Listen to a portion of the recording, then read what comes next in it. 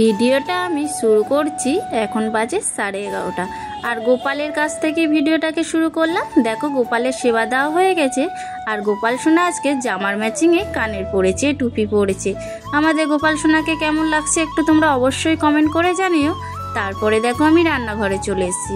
এক সাইডে আমি ভাত বসিয়েছিলাম, ভাতটা ফুটে গেছে, গ্যাসটাকে বন্ধ করে দিয়েছি। আর এক সাইডে আমি মাংস বসাবো, সেই জন্য দেখো আদা রসুনটাকে আমি বাটা করে নিচ্ছি শিলের মধ্যে। আর এদিকে পেঁয়াজ টমেটো দিয়েছি ভাজতে। আর ফোড়নে তো দিয়েছিলাম দারচিনি, এলাচ, লবঙ্গ, তেজপাতা, একটু সাদা জিরে গোটা। তারপরে দেখো ভাজা হচ্ছে আর এদিকে আমি আদা রসুনটাকে বেটে নিচ্ছি। যাই হোক বন্ধুরা, শুভ সকাল আমার সকল বন্ধুদেরকে জানাই। তোমরা কেমন আছো? আশা করছি সকলে ভালো আছো, আমিও ভালো আছি। আমি রিনা, গ্রামের মেয়ে শহরে চ্যানেলে তোমাদেরকে অনেক অনেক স্বাগত আর অনেক অনেক ভালোবাসা। আমার সকল বন্ধুদের কাছে আমার একটাই অনুরোধ, ফুল ভিডিওটা দেখার জন্য। আশা করছি খুব খুব ভালো লাগবে। আমি কিভাবে মাংস রান্না করছি সেটাই তোমাদের সাথে একটু শেয়ার করছি। তোমরা এইভাবে করবে, দেখবে খুব ভালো লাগবে। আর সকলেই মেয়েরা জানো কম বেশি রান্না, মাংস আমি যেভাবে করছি সেই জন্যই তোমাদের সাথে একটু শেয়ার করে দিচ্ছি। দেখো পেঁয়াজটা টমেটোটা ভাজা ভাজা হয়ে গেছিলো, তারপর আদা রসুনটা যে বাটলাম সেটাকে আমি দিয়ে দিয়েছিলাম। তারপরে দেখো ভালো করে নাড়ার পরে একটু লঙ্কার গুঁড়ো আর একটু দিলাম হলুদ, সেটাকে দেখো ভালো করে আমি কষিয়ে নিচ্ছি। ওখানে কিন্তু কোনো মশলা দিইনি। আর মাংসটাকে যেখানে ম্যারিনেট করে রেখে দিয়েছিলাম ওখানেই আমি মশলা দিয়েছিলাম। জিরের গুঁড়ো দিয়েছিলাম একটু, আর একটু ধনের গুঁড়ো, একটু গোলমরিচ গুঁড়ো আর একটু হলুদ মাখিয়ে রেখে দিয়েছিলাম, সেটাই দেখো এখন দিয়ে দিলাম। তারপরে দেখো ভালো করে নাড়াচাড়া করে নিচ্ছি। আর মাংসর আলুটা না আমি কিন্তু তেলে ভাজি না, আমি কাঁচাই দিই। আমার মনে হয় কাঁচা দিলেই ভালো লাগে খেতে। অনেকজনে অনেক রকমভাবেই মাংস করে, আমি যেভাবে করি সেভাবেই তোমাদের সাথে শেয়ার করছি বন্ধুরা। দেখো মাংসটাকে আমি ভালো করে কষিয়ে নিচ্ছি। আর এদিকে দেখো একটা বাটিতে আমি গরম জল বসিয়েছি, মাংসর মধ্যে দেব, সিদ্ধ হতে হবে তো সেই জন্য। কাঁচা জল আমি দিই না, একটু গরম করেই দিই। দেখো আলুটা দিয়ে দিলাম মাংসর উপরে, তারপরে ভালো করে নাড়াচাড়া করে দিয়ে একটা থালা ঢাকা দিয়ে দেবো, গ্যাসটাকে একটু কমিয়ে দেব।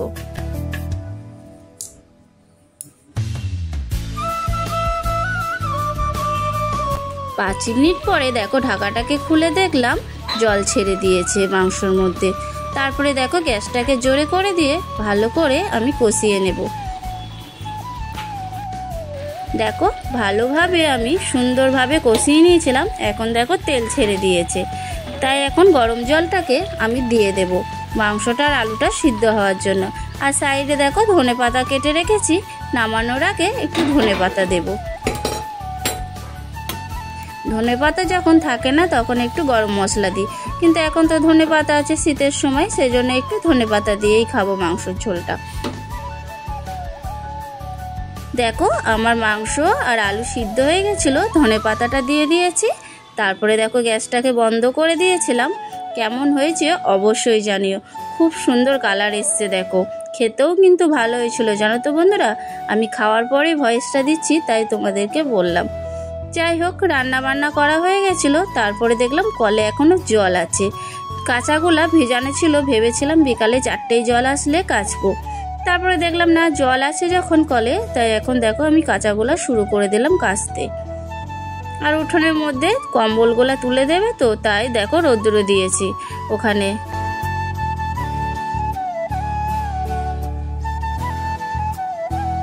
কাঁচাগুলো আমার হয়ে গেছে, কম্বল দুটো ঘরে রেখে দিলাম। তারপরে দেখো আমি সুন্দরভাবে উঠোনটাতে মিলে দিচ্ছি জামা কাপড়গুলোকে।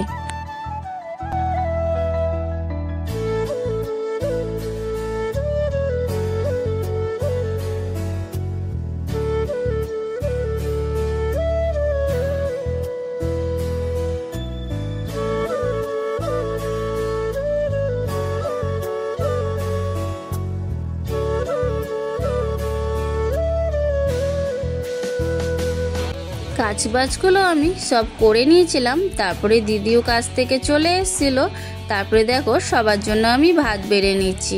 আর ভিডিওটা আমার ছেলে করে দিচ্ছে। আর ওখানটা ভাত খায় যেখানে, সেখানটা একটু রোদ্দুর এসে গেছে জানো তো বন্ধুরা। আর এখন না রোদ্দুরে অনেক গরম লাগছে গো। চলো সবার জন্য ভাত বেড়ে নিই আর খাওয়া দাওয়াটাও আমরা করে নিই।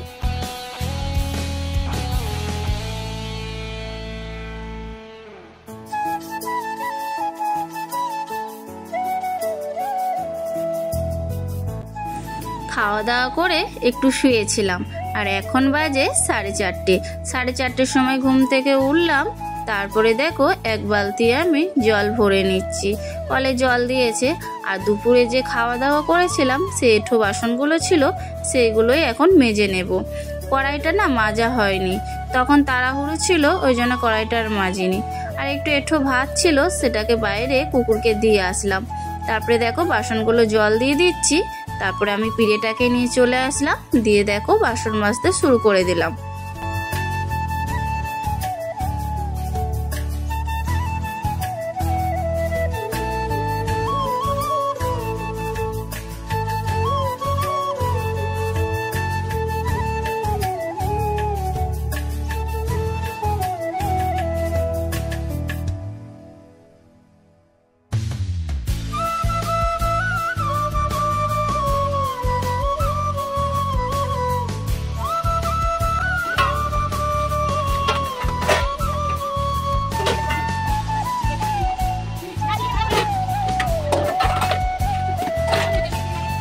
বাসনগুলো দেখো আমার মাজা হয়ে গেছে।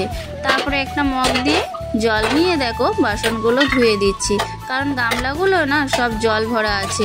আর যে গামলাটা বসানো হচ্ছে এদিকে কলে জল পড়ছে, সেই জন্য মগ দিয়েই ধুয়ে নিলাম। আর ওইগুলো দেখো ভালো করে ধুয়ে দিলাম। যাই হোক বন্ধুরা, এখানেই ভিডিওটাকে শেষ করলাম। যে যেখানেই থাকো ভালো থেকো, সুস্থ থেকো, টাটা।